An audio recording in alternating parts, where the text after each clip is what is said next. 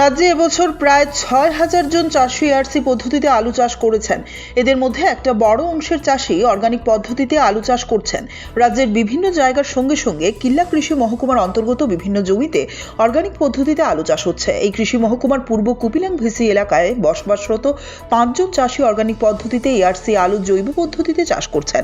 বুধবার এই আলু জমি পরিদর্শন করেন রাজ্যিক উদ্যান এবং বাগিচা ফসল গবেষণা কেন্দ্রের প্রধান ডক্টর রাজীব ঘোষ। ওনার সঙ্গে ছিলেন এই গবেষণা কেন্দ্রের অ্যাসিস্ট্যান্ট ডিরেক্টর অভিনাশ দাস, কিল্লা কৃষি মহকুমার কৃষি তত্ত্বাবধায়ক শুভেন্দু মজুমদার সহ স্থানীয় জনপ্রতিনিধি এবং কৃষকরা। পরিদর্শন শেষে সংবাদ মাধ্যমকে জানান, অর্গানিক পদ্ধতিতে চাষ করা এআরসি আলু গাছের বৃদ্ধি খুব ভালো হয়েছে, তাই ব্যাপক পরিমাণ ফলন হবে বলে আশা করা যাচ্ছে। তিনি আরো বলেন, মাত্র ১০০ জন চাষিদেরকে নিয়ে এআরসি পদ্ধতিতে আলু চাষ শুরু হয়। এবছর এই চাষের পরিমাণ প্রায় ৬,০০০ গিয়ে দাঁড়িয়েছে। তারপরও কৃষকদের মধ্যে ব্যাপক চাহিদা রয়েছে এআরসি পদ্ধতিতে আলু চাষ করার বিষয়ে, কারণ ফলন ৩ থেকে ৪ গুণ হয়েছে। এই আলু চাষের সফলতার জন্য প্রায় সব আলু চাষি এই পদ্ধতিতে আলু চাষ করার বিষয়ে আগ্রহী। পূর্ব কপিলাংয়ের মতো প্রত্যন্ত এলাকায় কুফুরি উদয় জাতের যে আলু লাগানো হয়েছে তা খুব ভালো হয়েছে। তিনি বলেন, কৃষকদের চাহিদার কথা চিন্তা করে কৃষি এবং কৃষক কল্যাণ দপ্তর যাতে আরো বেশি করে চাষিদেরকে এই পদ্ধতির আলু চাষে যুক্ত করেন, এই আহ্বান রাখেন তিনি। রাজ্যের ত্রিপুরা রাজ্যে এআরসি প্রযুক্তির মাধ্যমে টিস্যু কালচার অরিজিন যে চারা দিয়ে আমরা চাষ, সেটা আমরা 2023-এ শুরু করি 104 জন কৃষকদের নিয়ে। আজকে এটা প্রায় 6,000-এর মতো কৃষকরা করছে। তারপরে আমাদের ডিমান্ড প্রচুর বেড়েছে, 100 থেকে 6,000। তারপরে ফলন বেড়েছে প্রায় 3 থেকে 4 গুণ। তো এই আমাদের সফলতার নিরিখে এখন ত্রিপুরা রাজ্যের সকল কৃষকরা চাইছে আরও বেশি এআরসির প্রযুক্তির মাধ্যমে আলু চাষের আওতায় আনা ওনাদের জমি।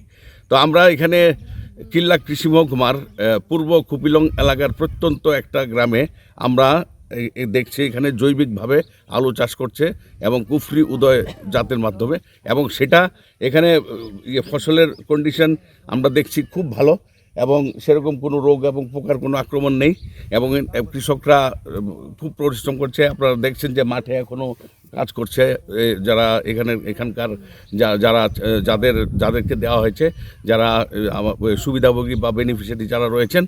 তো এখানে আমরা ওদের ডিমান্ড আমরা আগামী দিনের কৃষি দপ্তর এবং রাজ্য সরকারের কাছে আবেদন করব যে আরও বেশি কৃষককে এআরসি প্রযুক্তির আওতায় এখানে আনতে এবং রাজ্যকে সমৃদ্ধ এবং স্বয়ম্বর করার লক্ষ্যে। অপরদিকে কৃষি তত্ত্বাবধায়ক শুভেন্দু মজুমদার বলেন, এবছর একজন কৃষককে অর্গানিক পদ্ধতিতে এআরসি আলু চাষ করার জন্য বেছে নেওয়া হয়েছে।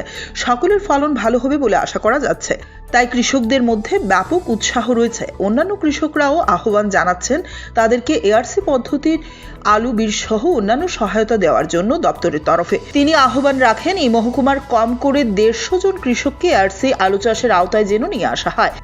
আমরা এখানে এআরসি পদ্ধতিতে খুব অল্প সংখ্যক কৃষকরা পাইছি। এবছর 5 জন কৃষকরা আমরা মাত্র পাইছি এআরসি থেকে সিলেকশন। তো এই হিসাবে আজকে স্যার তারা ভিজিটে আসছেন আমার কৃষি মহকুমা মানে কিল্লা এগ্রি সাব ডিভিশনে। তো এখানে কৃষকরা এটা নিয়ে ব্যাপক উৎসাহ দেখাইতেছে।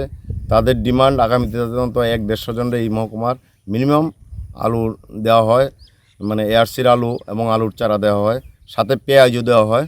এই দুটো জিনিসেরই প্রচণ্ড ডিমান্ড এখানে।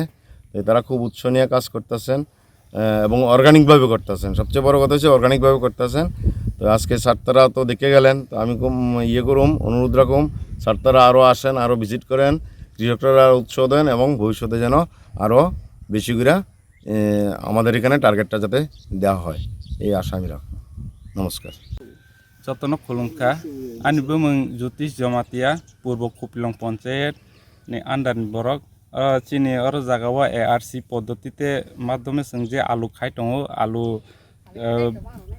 गोबां माने फलन काहांगो इनके जों ताबो प्रोजेक्ट सक्सेस काहांगे जों तैबो बसकांगो खायनाय तैबो डिमान्ड दङ।